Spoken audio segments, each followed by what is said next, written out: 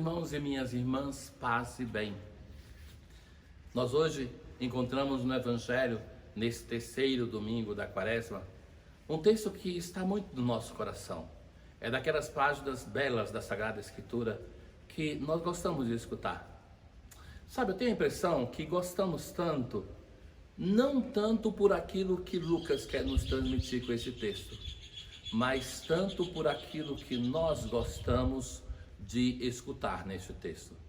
Me parece que nós somos apaixonados pela aparição, talvez pelo coração que se aquece quando se escuta a palavra. Nós estamos falando do encontro com os discípulos de Emaús, a ceia de Emaús. Mas vejam bem, sabe que no texto não diz dois apóstolos, falam de dois discípulos. Esses dois discípulos poderiam ser também um casal. E algumas pessoas de fato creiam que ali era um casal, porque não era normal dois discípulos, dois homens, morarem numa mesma casa.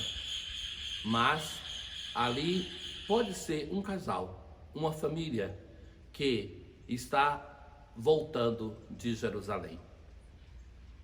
É muito significativo. Eles estão deixando a Cidade Santa.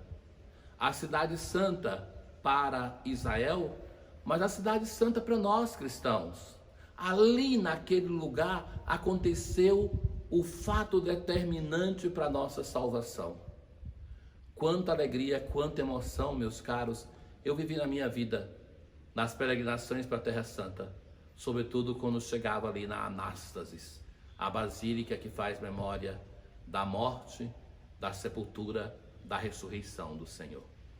Aquele lugar que só Ele testemunhou no silêncio da noite, na grande noite, o fato que Deus ressuscitou o seu Filho. Mas vejam bem, eles estão deixando. Jerusalém já é para eles passado. Está atrás, desiludidos, abandonam.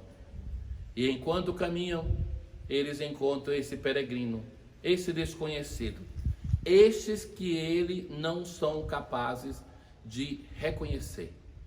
É Jesus que por amor a esses discípulos, por amor a nós, porque quanta falta faria na nossa história de fé se não existisse esse episódio da ceia de Emaús. Parece que Marcos faz menção deste episódio no capítulo 16, da conclusão do seu evangelho, dizendo de dois discípulos que voltam para a comunidade apostólica e que falam que viram o Senhor, voltam do campo. Esses discípulos estão indo em direção a um local sem nenhuma importância, Emaús, até hoje isso tem importância. Nesse lugar tem um convento interobediencial da família franciscana, que estão lá os frades menores, conventuais, capuchinhos, em uma comunidade. E esse desconhecido se aproxima, eles não são capazes de reconhecer, e esse desconhecido provoca esses dois discípulos a um diálogo. O que é que vocês estão falando? Por que vocês estão tristes, desiludidos? Por que vocês estão assim sentindo-se destruídos? O que está acontecendo? Contem para mim o que está acontecendo. E eles então, surpresos. Só você que não sabe o que aconteceu com Jesus? E aquilo que eles falam de Jesus é belo. Um homem bom, um profeta. Mas vejam, não dizem que é o Messias, que é o Salvador. Nós esperávamos, mas não esperamos mais. Algumas mulheres do nosso grupo nos contaram, mas este já é o terceiro dia, não tem nada, não aconteceu nada. E por isso eles estão abandonando. O senso de abandonar a vocação nós encontramos em outros discípulos. Se nós pensamos, quando estão pescando já não estão mais os 12, são 7, os discípulos vão se dispersando. O Senhor ressuscitado que vai reunindo de novo a comunidade. E Jesus vai reprová-los. Reprová-los porque tem dureza de coração, não tem inteligência para escutar as Escrituras e pela lentidão em crer. Jesus reprova os seus discípulos, não os abandona, mas começando das Escrituras e dos profetas, vai fazer aquela que é a maior homilia de Jesus. Por 11 quilômetros, evangelizando, anunciando a estes discípulos, interpretando a palavra de Deus. Mas o que é essa dureza de coração? Eu creio que essa é a pergunta fundamental. A dureza de coração é aquela que nós vivemos na nossa vida de fé algumas vezes, que nós separamos a nossa vida da nossa fé e colocamos um muro entre essas duas coisas. Não somos capazes de ler a nossa vida a partir da fé, a partir das Escrituras, mas não somos capazes de iluminar a Escritura como uma história vivida a partir da nossa experiência vivida em primeira pessoa. E essa separação o que faz? Que nós estamos na igreja, estamos na comunidade religiosa, estamos num grupo e nós somos pessoas que nos recordamos de Deus. Mas saindo dali, fala mais forte a nossa humanidade. E nós julgamos a história nossa, o nosso sofrimento, a pandemia, a morte, a política, a economia, a partir dos nossos critérios humanos. É como se a nossa vida fosse feita de diversas gavetas e que numa gaveta está compartimentada a fé, na outra compartimentada a vida. Então nós, na relação com a comunidade de fé, com Deus, nós temos um parecer, mas depois quando nós nos distanciamos, nós não somos mais capazes de aplicar aquilo que cremos na nossa história. Então isso é a ausência de inteligência que Jesus reflete nos seus discípulos. Eles estavam em Jerusalém, ali ao redor de Jesus acreditavam. Quando aconteceu a paixão, morte do Senhor, não são mais capazes de ler esse episódio com a memória da Escritura. E esses discípulos chegam na casa. Aquele peregrino finge que vai embora. Então vejam, eles não reconhecem Jesus na aparição.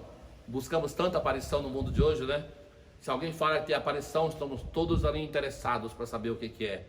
Na aparição eles não reconhecem Jesus. Escutam a palavra de Deus, não reconhecem. Em qual momento que eles vão reconhecer? No momento que Jesus faz a fração do pão. E essa fração do pão, meus irmãos, acordem. Não é que Jesus está ali comendo com eles um jantar qualquer. A fração de pão é a expressão de Lucas para chamar a celebração da Eucaristia. É na liturgia que eles reconhecem o Salvador. E naquele momento, quando reconhecem, Jesus desaparece porque tem a Eucaristia, como para nós. Temos a Eucaristia, não precisamos da presença de Jesus histórico, mas temos o Cristo da fé. Temos Ele na Eucaristia. É só nesse momento que eles vão lembrar. Não é que a palavra de Deus, quando nós escutávamos, nos aquecia o coração, mas em qual momento vão lembrar? Quando estão celebrando a liturgia. Em qual dia? No dia do Senhor. É a missa dominical. É essa que nos faz crer. Não nos iludamos. Não é que eu preciso da fé para vir na missa, mas é que se não venho à missa, eu nunca vou acreditar no Senhor.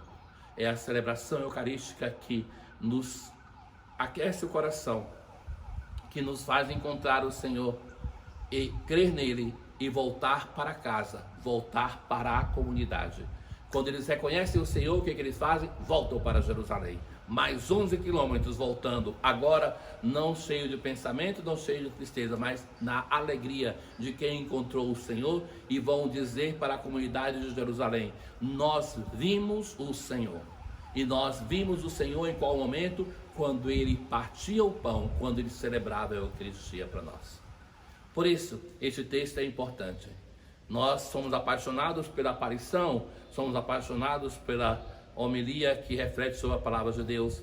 Isso tudo preparou, mas o momento culminante é a celebração da missa, a celebração da Eucaristia. Pensemos nisso, mudamos a nossa vida, a nossa perspectiva. Precisamos celebrar para crer. Para todos vocês, um bom domingo, uma boa Páscoa semanal, um bom tempo pascal. O Senhor esteja convosco, Ele está no meio de nós. Abençoe-vos o Deus Todo-Poderoso, o Pai, o Filho e o Espírito Santo. Paz.